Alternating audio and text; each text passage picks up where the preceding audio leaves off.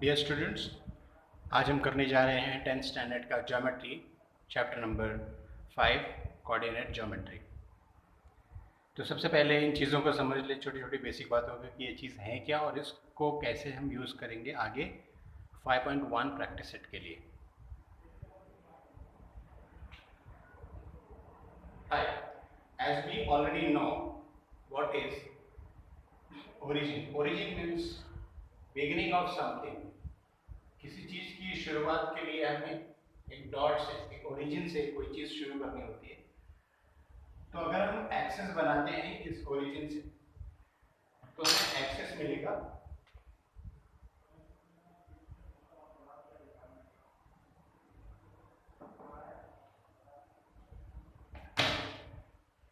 ठीक है। सो इसको हमेशा हम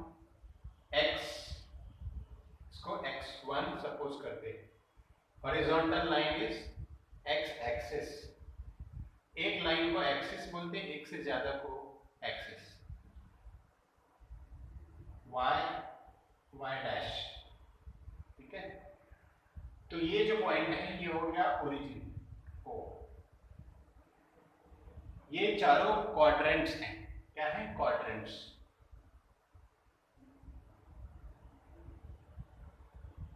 इस क्वाड्रेंट में यहां पे अगर कोई पॉइंट है, ठीक है, किसी भी प्लेन में कोई भी पॉइंट है तो उसको हम लिखेंगे कैसे? समझो यहां पे एक पॉइंट है, पॉइंट ए, यहाँ पे पॉइंट है पॉइंट बी, यहाँ पे है सी, यहाँ पे डी। ये सारे पॉइंट्स हैं। तो इन पॉइंट्स का ना कोऑर्डिनेट होता है। कोऑर्डिनेट का मतलब connection. Coordinate means connection. So X axis और वाई एक्सिस के बीच में कनेक्शन है। वो कैसा कनेक्शन है? राइट साइड में आपको पता है पॉजिटिव नंबर्स होते हैं, वैसे ही लेफ्ट में नेगेटिव नंबर्स होते हैं। ऊपर सारे ऊपर की चीजें पॉजिटिव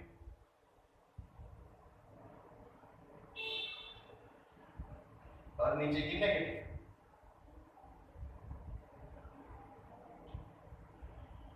तो जब भी कोई पॉइंट किसी भी क्वाड्रेंट में होगा, इसको क्वाड्रेंट बोलते हैं, कि कोने को क्वाड्रेंट बोलते हैं। किसी भी क्वाड्रेंट हो, ये फर्स्ट क्वाड्रेंट होता है, ये सेकंड, ये थर्ड, 9th में आपने पढ़ा हुआ है ये क्वाड्रेंट्स। तो फर्स्ट क्वाड्रेंट में अगर एक पॉइंट ए है तो ये ए पॉइंट ना अपने आप से नहीं बन गया है। ये कैसे बना है? दो अलग अलग पॉइंट्स के वैल्यूज के कनेक्शन से। तो ये कनेक्शन हुआ कैसे? समझो यहां से 4 आया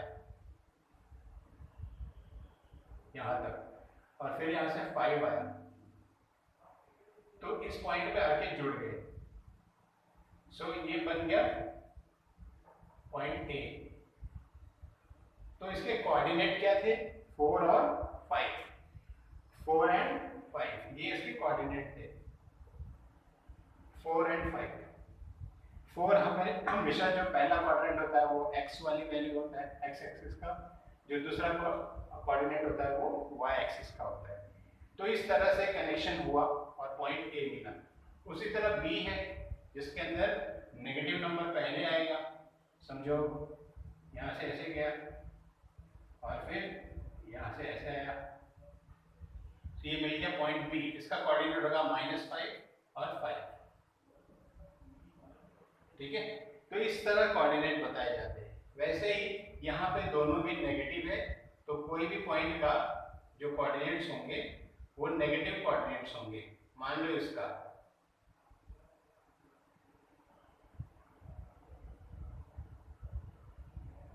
ये हो गया पॉइंट सी, तो सी के कोऑर्डिनेट नेगेटिव कोऑर्डिनेट्स हैं, -3 -4। वैसे ही इसका पहले पॉजिटिव और फिर नेगेटिव। हमेशा ध्यान रखना है पहले एक्स एक्सिस के कोऑर्डिनेट फिर वाई। इतना समझ में आ गया? अब चलते हैं अगली चीज पर। ये कोऑर्डिनेट्स पॉइंट कैसे आते हैं वो हमें पता चल गया। और ये जो पूरा एरिया है, एक सरफेस है, उसको प्लेन बोलते हैं। प्लेन का मतलब एक सरफेस।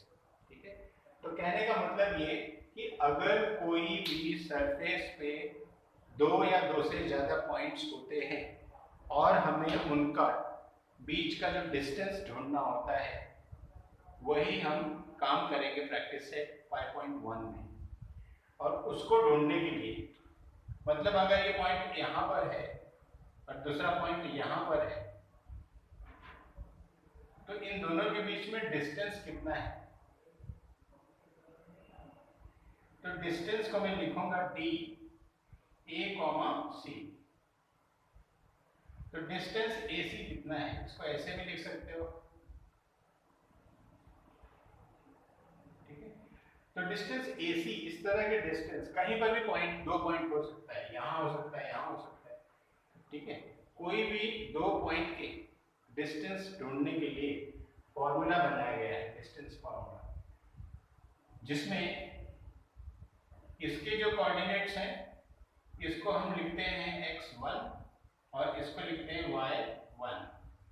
फिर दूसरे पॉइंट को हम लिखेंगे x2 और ये होगा y2। तो इनको देखकर ये फॉर्मूला बना हुआ है, under root x2 minus x1 the whole square plus y2 minus y1 the whole square. Square होता है, इस वजह से ये उल्टा भी लिख दिया तो भी फॉर्मूला राइट होगा। कैलकुलेशन में थोड़ा सा ध्यान देना होगा। So we can write the formula like this and like this. 2 points x1 x2 y2 y1, x1 x2 y1 y2 x2 x1 y2 y1। बीच में माइनस है, द होल स्क्वायर, यहाँ पे भी होल स्क्वायर, यहाँ पे भी माइनस, ये दोनों के बीच में प्लस है। ये सिर्फ एक ही लिखना, कोई भी एक, मतलब आप ऐसा भी लिख सकते हो या तो ऐसा भी लिख सकते हो। तो डियर स्टूडेंट्स, आपको मैंने बताया है कि कैसे